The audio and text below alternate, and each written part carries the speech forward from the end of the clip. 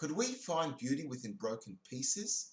As human beings, we can't escape dealing with broken hearts, broken pieces that occur within our own lives. Everyone's got some sort of relationship where they've been hurt. It's not just between our partners, but also takes place with our friends, acquaintances, or situations at work.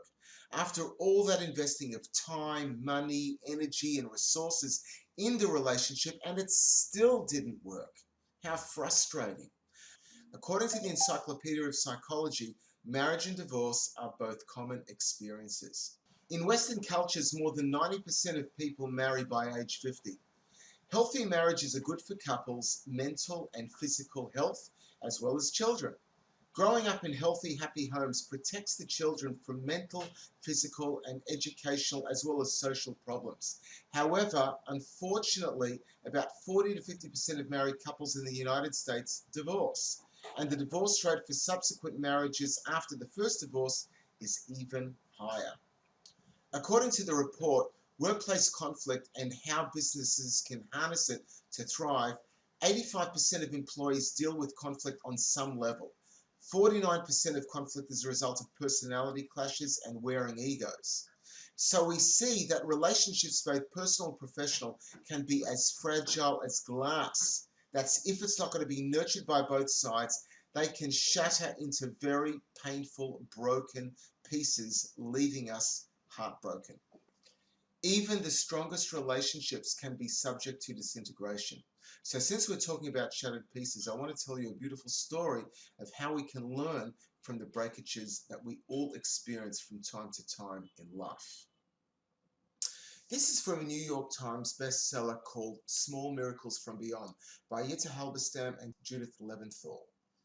And the story is called, and it's the last story in the book, Transforming Our Shattered Broken Lives into a Beautiful Masterpiece of Art. So the story goes that although she was in her late 70s, Virginia still had the posture and gait of a young woman.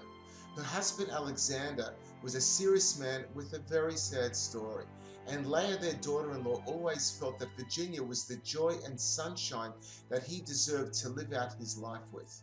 Unfortunately, he died late 2006, but we all reassured ourselves that Virginia would live out her life to a ripe old age way past the 70s when her husband passed on. But 5 years later, she was stricken with pancreatic cancer. Virginia was a woman who kept her home meticulously clean. She never missed a day of exercise, but was now terrified of not being able to take care of herself anymore. She was an elegant woman who was worried that she'd become so incapacitated that she wouldn't be able to take care of the most basic needs. How could she be reduced to this, she felt? On the other hand, though, there were a lot of sacred moments in her final journey. During her visit from her daughter Leah, she told us saying, "I hope that wherever I'm going there'll be lots of work for me to do because I just love to do work," because she was such an industrious, hard-working, upbeat lady. Leah asked her tentatively, "If you can, and if they let you, and if you want to, when you get to the next world, could you send me a message about what it's like there?" So Virginia smiled back at her weakly, saying, "You're not the first person to ask me that." When it was time for Leah to return home after visiting Virginia with her son, which was several continents away, Virginia looked at Leah in the eyes and said, "Well, look, I guess I'll see you in the next lifetime, the next world." They said their final tearful goodbye to each other, which was very heart-wrenching, and they parted their ways. I guess Virginia knew that her time was running out, and a few days later, her soul slipped out of her body in the quiet of the night. After that, Leah fervently waited for a dream when Virginia would appear. She was hoping for a sign or at least something to know that she's okay. But it wasn't until many months later that she did finally come to her in a dream, and it was vivid and bright. It was a workroom which was very clean, it had a garage, and it was all painted white.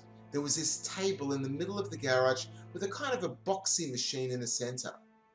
Virginia, looking healthy and vibrant, wordlessly showed Leah a white box with broken shards. They were a mix of many different colors and materials.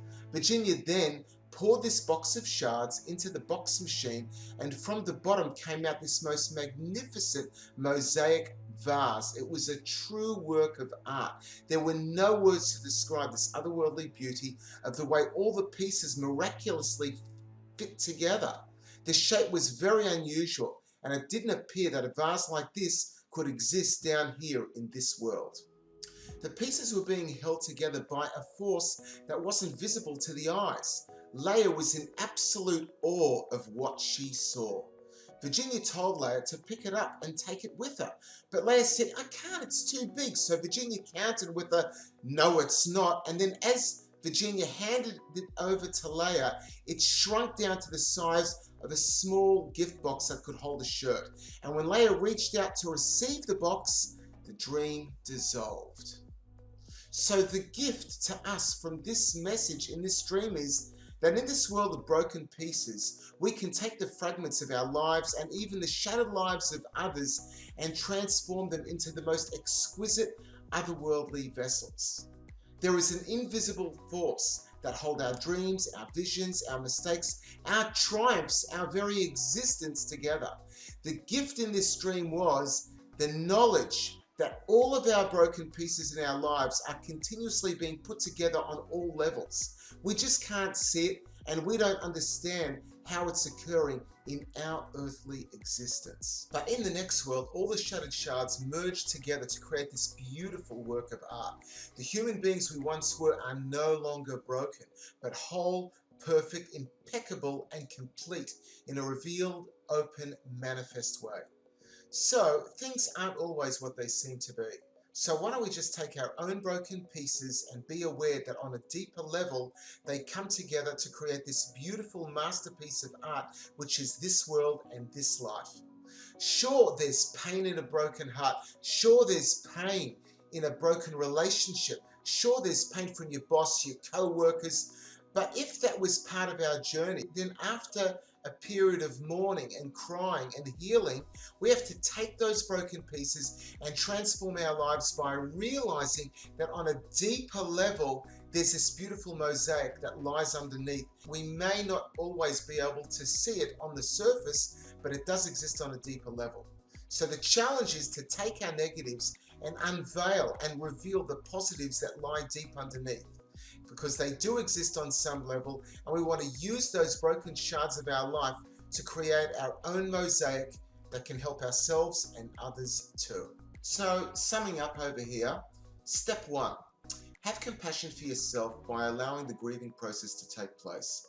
We don't want to over-grieve, that's not healthy either, but we do want to allow a certain amount of grieving time to feel that experience before we can even think about moving on. Step 2 is, once you've given yourself that compassion and that grieving time, you want to realize that an obstacle is often a stepping stone to something even greater. It's not the pill that anybody wants to take, but if you synchronistically got it, then you want to be able to transform it, and do so by transforming it into a positive lesson on dealing and even helping others on what you went through, so they don't need to suffer the way you did.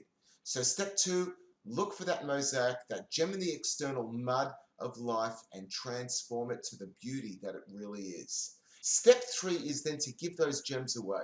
Share your unique message with the world. It could be either by helping them with the same problem you had, or even indirectly by using your own personal challenge as a springboard for yourself to move forward with general deeds of goodness and kindness towards others. You'll know what to do when you're ready.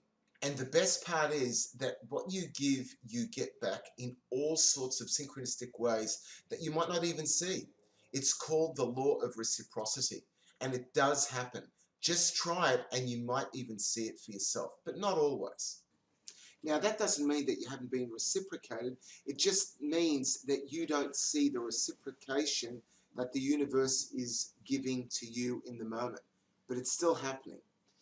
And then you'll eventually get a glimpse of a bigger picture from a broken heart to the truly beautiful works of art we can all become. If you like this video, please give it a thumbs up.